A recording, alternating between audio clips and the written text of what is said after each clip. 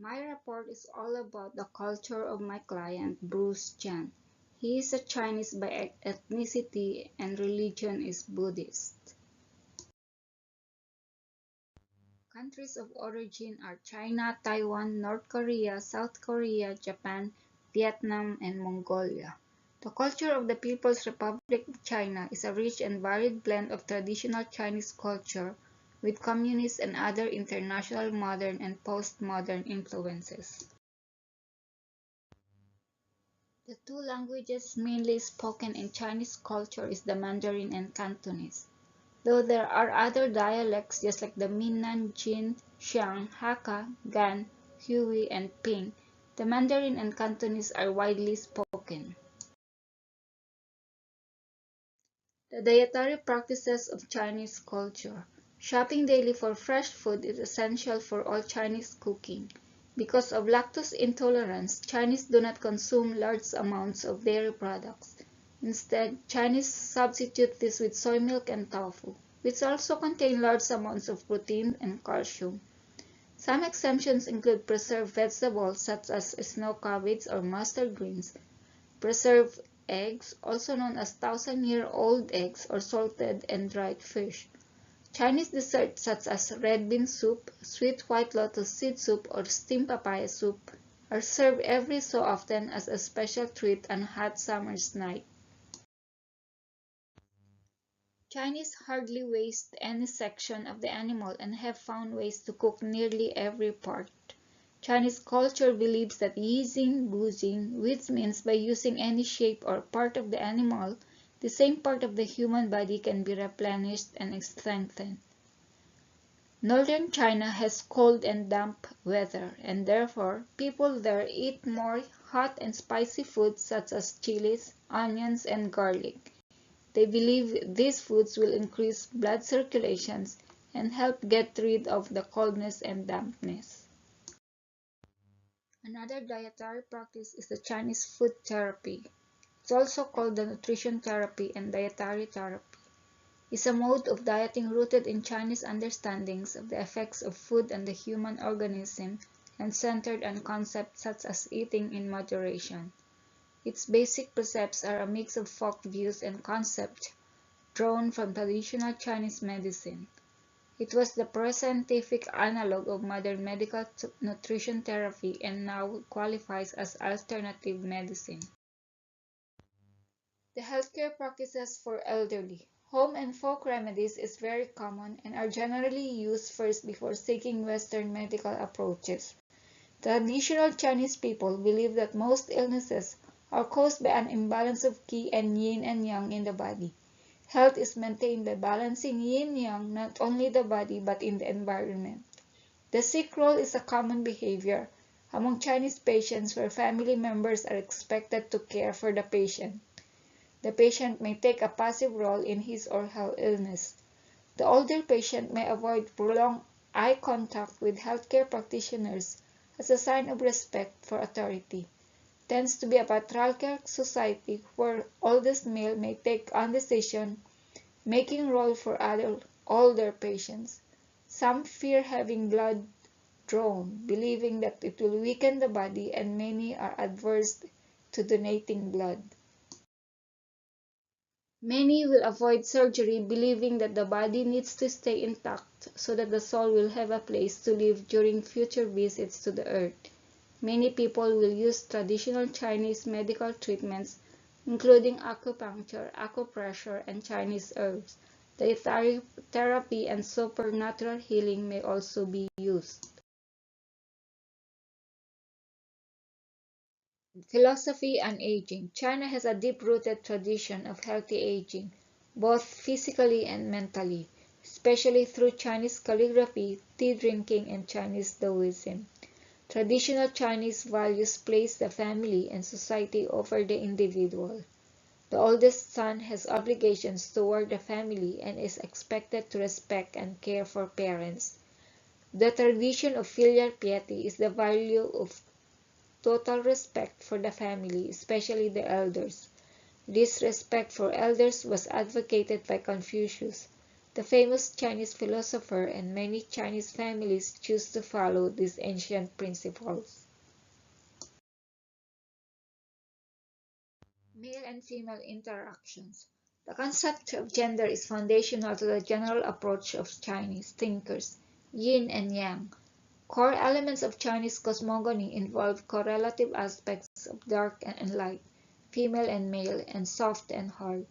These notions, with their deeply rooted gender connotations, recognize the necessity of interplay between these different forces in generating and carrying forward the world. Chinese philosophy emphasizes the difference between males and females, believing that each has their own particular aspects to offer, which are complementary and can be unified to form a harmonious whole. Males are dominant, powerful, and moral, and therefore yang. Women, on the other hand, are precisely the opposite, subservient, weak, selfish, and jealous, and best described as yin. As a result, female virtues became largely oriented toward social roles, especially women's duties as wives.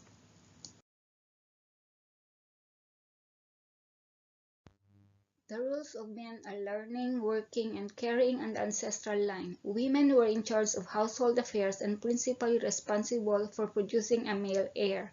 If they failed in the latter, their marital function was largely unfulfilled, which reflected poorly on the husband as well. Since the woman's function was largely mechanistic, her status was much lower and she was essentially anonymous, without independent social standing. Legally, men owned their wives, and there was often little practical recourse for a woman against her husband, even though the laws of certain periods allowed for it.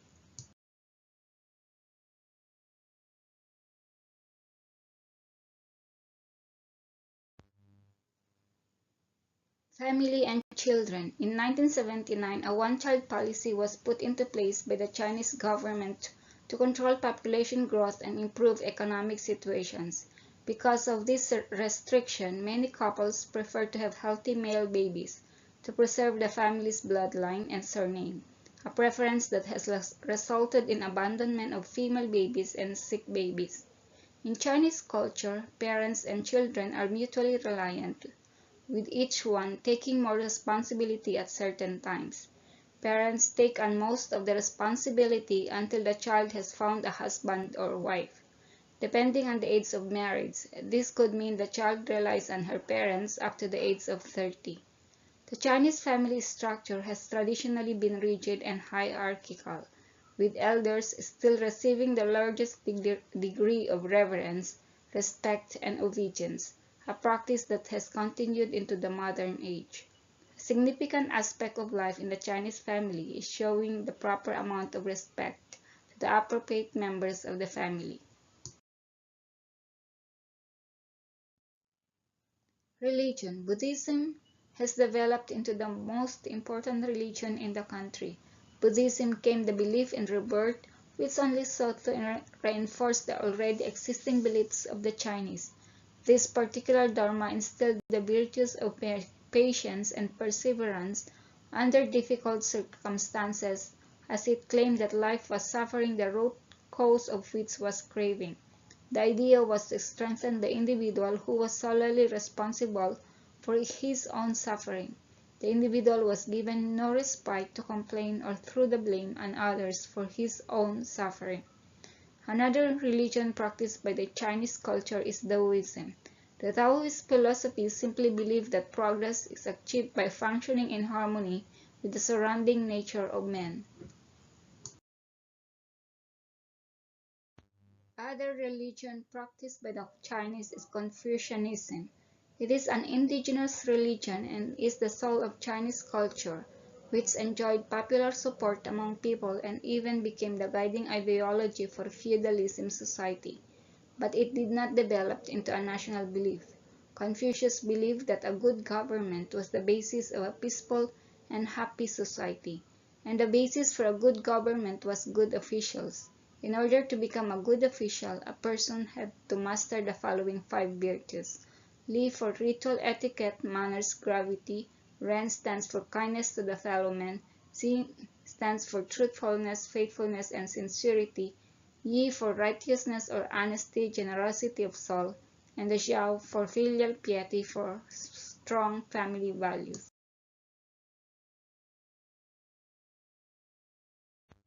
Religious practices.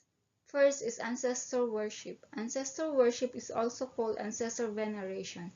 It is a ritual practice that is based on the belief that deceased family members have a continued existence to take an interest in the affairs of the world and possess the ability to influence the fortune of the living. Another practice is through prayer. Chinese Buddhism and Taoism both incorporate prayer into their daily religious rituals. In addition to the prayer accompanying offerings, the monastic prayer is said morning, noon, and night to the sound of a small bell. Another practice is the longevity practice. This is the rituals and lifestyles aimed at gaining a long life or even immortality. Illness and death. Some Chinese may attribute illness to disharmony of body elements, moral retribution by ancestors or deities for misdeeds or negligence, cosmic disharmony as may occur if a person's combination of year of birth, month of birth, day of birth, and time of birth clash with those of someone in their family. Interference from evil forces such as malevolent ghosts and spirits or impersonal evil forces, or poor feng shui.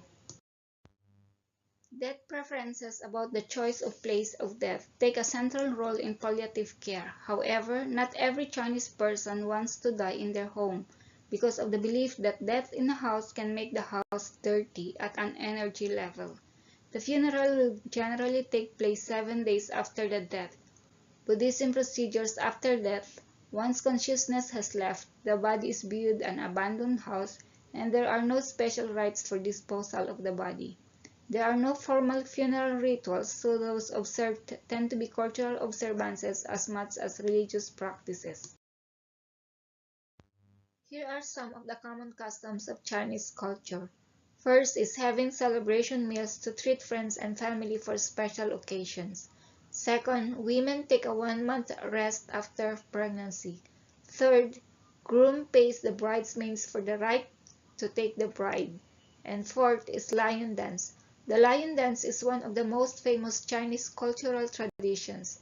These dances are believed to bring good luck and prosperity and drive away ill will.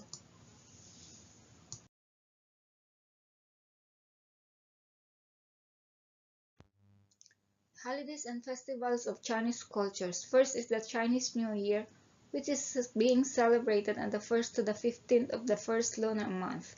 The Lantern Festival is being celebrated on the 15th day of the first lunar month.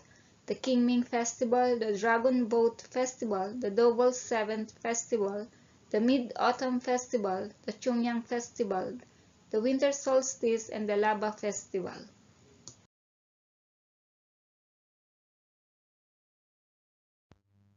Upon learning of the Chinese culture, we can finally answer the question: if your client were a member of this cultural group, what unique challenges could you have when providing care?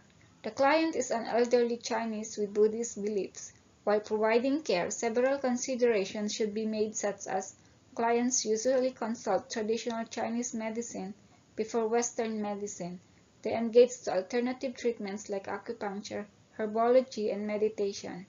As a care provider, we should consider their cultural preferences and make sure that it doesn't conflict with any Western medicine. We should take note about the herbs they are taking and make sure it will not cause any negative interaction with the medications they are taking. Language barrier is also a challenge in providing care because sometimes Chinese elderly cannot speak English that well. As a care provider, we should adjust and learn to understand physical and facial cues to be able to understand the client. The Buddhist client is vegetarian, so meal preparation is a challenge as a care provider.